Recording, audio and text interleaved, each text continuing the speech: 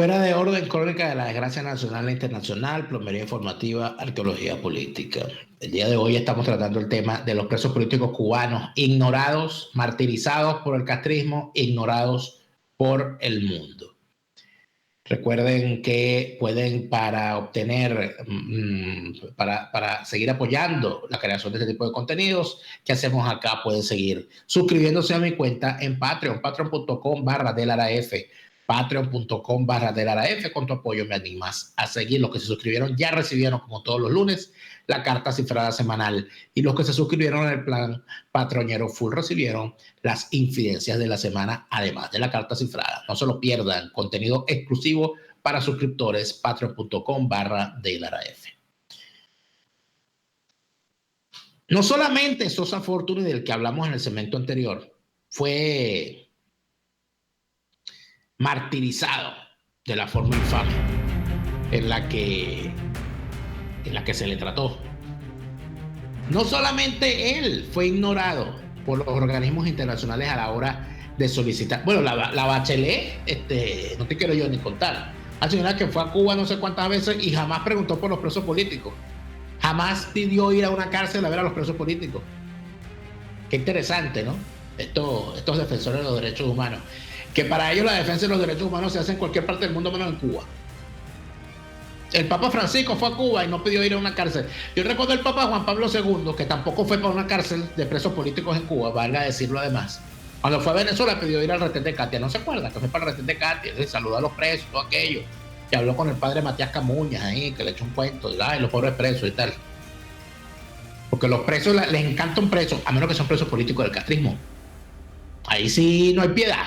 Ahí no hay piedad ninguna. Sosa Fortuny, Armando Sosa Fortuny, murió en cautiverio.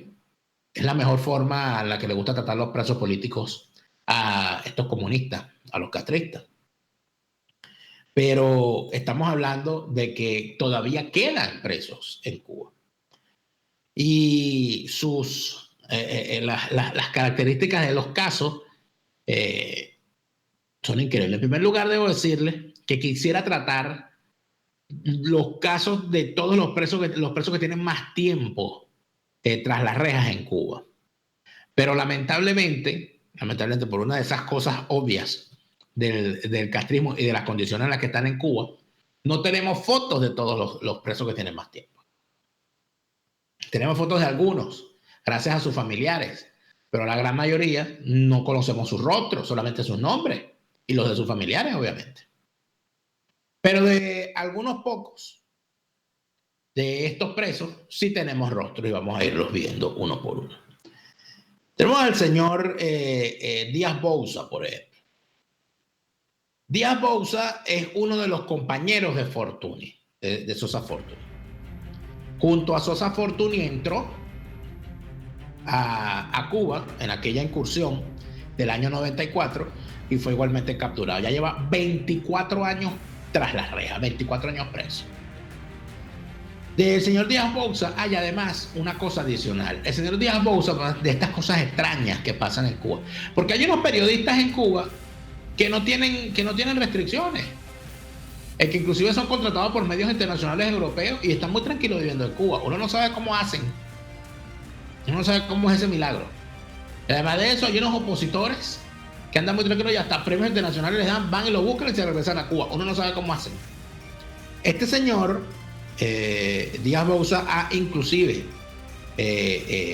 denunciado, igual que otros presos, que intentan ponerse en contacto con estos periodistas o con estos supuestos dirigentes políticos y no les paran, porque ellos parece que son presos de segunda, porque ellos empuñaron las armas contra el régimen. Y lo que dicen que hay que hacer la lucha pacífica dentro de la constitución electoral y tal, no les gusta hablar con los que saben que de un comunismo no se sale con elecciones. ¿Les parece conocida la historia? Bueno, ahí lo tienen. Díaz Bouza, 24 años preso. Es el mismo tiempo que tiene Humberto Real. Humberto Real también entró en la incursión de Sosa Fortuny. Humberto Real era muy joven al momento de que entró en esta incursión. Esa foto es de la época en que fue capturado, de hace 24 años. Creo que tenía una cosa así como 17, 18 años. Este joven, Humberto Real, bueno, prácticamente bueno, está condenado a envejecer en la prisión. Parecer, los condenan a 30 años, ¿no? Y ruegan que se mueran antes de los 30 años. Tratan de hacer lo imposible para ver si se logran morir antes, ¿no? Este joven, Humberto Real, bueno, tienen fíjense los derechos que tienen. Tienen derecho a llamar una vez cada 15 días por teléfono a su familia. Una llamada de 1 minuto. Y tienen derecho a recibir una visita mensual. Esos son los maravillosos derechos que tienen. Imagínense usted. No sé, ¿qué dirá doña Bachelet de eso? Doña Bachelet, ¿usted le parece bien ese régimen carcelario? Seguramente sí. Hay un caso interesante que es el de Ernesto Borges. Ernesto Borges tiene 21 años preso. Este señor, Ernesto Borges, es un caso bien particular. ¿Quién era Ernesto Borges? Era un agente de contrainteligencia. El señor era agente del régimen. Como agente de contrainteligencia del régimen, fue inclusive formado, lo mandaron a estudiar en la escuela de la KGB rusa, donde fue formado en labores de contrainteligencia. Y en determinado momento, y ese momento fue en el año 1998, el hombre tenía en su poder una serie de documentos que comprobaban que el régimen castrista estaba armando una nueva red de espionaje en países como los Estados Unidos y otros países miembros de la OTAN. Y este señor le hizo llegar, o estaba a punto de hacerle llegar la información a los Estados Unidos, porque esa era su forma de combatir desde adentro el castrismo. El señor estaba tratando de demoler los intentos del castrismo por establecer esta nueva red. Fue capturado y por supuesto pueden imaginarse ustedes la forma como ha sido tratado. El señor se está quedando ciego por los tratos que ha recibido. Solamente lo puede visitar su señor padre, un señor ya de avanzada edad, al cual lo han entrado a palo, le han allanado la casa, le han impedido salir del país para operarse del corazón. O sea, toda una cantidad de barbaridades contra este señor Borges Pérez y contra su familia. Al parecer están buscando también que el papá se muera, la mamá está muy enferma y no se puede movilizar. Están esperando que el papá se muera, debe ser para que él se muera también, porque no habrá nadie que lo visite ni que lo ayude. El señor había sido condenado, al parecer, a cadena perpetua o a pena de muerte y le conmutaron la pena. En estas cosas de justicia poética comunista, tú sabes. Hay otro caso de los que entraron con Sosa Fortuny, como por ejemplo este joven Giovanni Suris de la Torre. Suris de la Torre era un muchacho bastante joven y se montó también en la incursión desde los Estados Unidos con Sosa Fortuny para invadir el territorio cubano.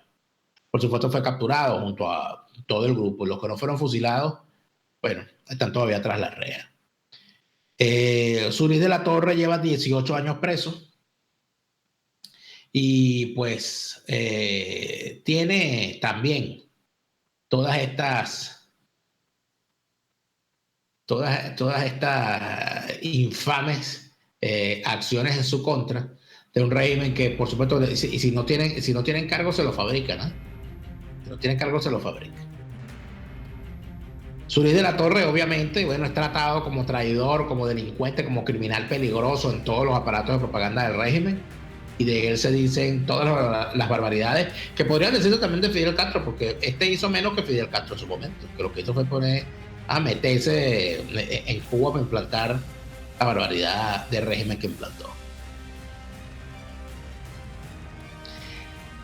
¿Qué quiere un cubano promedio que está todos los días pasando necesidad en Cuba? Quiere irse de Cuba. Eso es obvio. Eso lo sabemos. Como sea, en balsa, en lancha, nadando, a pie, como sea. Y en eso estaban los hermanos Aramburu, los hermanos Alcalá Aramburu. Los hermanos Alcalá Aramburu se montaron en una lancha turística que llevaba pasajeros hacia determinada zona de la isla y decidieron obligarla a desviarse para ellos con esa lancha intentar llegar o salir del territorio cubano. Los hermanos Alcalá Aramburu eran muy jóvenes cuando esto ocurrió y ya llevan 16 años presos. Es necesario decir que no fueron los únicos, fueron varios los que participaron en esta acción. Eso fue en el año 2003. Y Fidel Castro, que tenía ese don tan particular de la justicia poética que tanto le gusta a los izquierdistas, exigió que se hiciera un juicio sumario. Y la mayoría de los que participaron en la incursión fueron condenados a muerte y fueron fusilados. El proceso, el juicio duró una semana. Una semana duró el juicio. Y en esa semana fusilaron como a 5. Estos se salvaron, pero los condenaron a cadena perpetua. Entonces estos muchachos ya llevan 16 años presos, condenados a envejecer en la cárcel por el único pecado de haber querido escaparse de la isla. Entonces uno aquí se hace una serie de preguntas. En primer lugar, si la isla es tan buena, ¿por qué la gente se quiere escapar? Si el socialismo es tan chévere, ¿por qué quiere meter presos a los que se quieren escapar? Y finalmente se pregunta uno, ¿a cuenta de qué? ¿A cuenta de qué la izquierda le encanta sacudir violaciones de los derechos humanos en cualquier parte del mundo, menos en Cuba?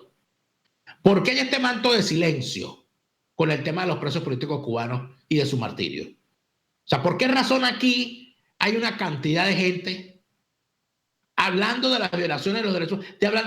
Cada vez que ocurre una cosa en Colombia, bueno, eso es un escándalo. Cuando ocurre una cosa en Chile, eso es un escándalo. Cuando ocurre una cosa en Cataluña, es un escándalo. Pero en Cuba no. En Cuba no. ¿Cómo es esto? ¿Cómo es esto? Yo creo que nosotros los venezolanos estamos en el deber de seguir investigando los casos de los martirios en Cuba. Porque yo estoy convencido de que en el pasado cubano está el futuro de Venezuela. Nosotros no podemos permitir que estas cosas pasen bajo la mesa. ¿Por qué no ha habido una gran indignación por la muerte de Sosa Fortuny? Porque esto ha pasado bajo la mesa. Y usted podrá decir, bueno, pero ¿y en Venezuela? Bueno, en Venezuela tenemos casos como... Porque aquí la gente se le olvidó el capitán Acosta Arévalo. Aquí la gente se le olvidó lo que fue el caso del concejal Albán. O el caso de Rodolfo González, el aviador. O el caso de Nadie Orozco, muerta también en cautiverio en el helicoide. Y que pudiésemos hablar largo rato del asunto. Pero al parecer hay gente que no le interesa. Lamento de verdad el tono de este programa, pero yo no tenía otro. De verdad me parece que es un caso bien patético el tratamiento que la prensa le está dando. Los reyes de España van para Cuba, chicos. Tan tranquilos ellos, como si nada. Yo estoy seguro que no van a hablar de estos presos políticos. Estoy seguro que no lo van a hacer. En fin, les agradezco a todos por habernos acompañado. Uno que era preso político en Cuba y que también murió en cautiverio fue Chávez, porque Chávez se fue para Cuba y que para curarse allá en el CIMEC, lo que hicieron fue dejarlo que se pudriera ahí, el fiambre ese. Se murió y no volverá. Lo único que han hecho los cubanos, matar a Chávez. ¿Cómo se hace? Eso es todo por hoy. Les agradezco por habernos acompañado y les pedimos que nos encontremos de nuevo mañana en un nuevo especial de Fuera de Orden. Hasta entonces.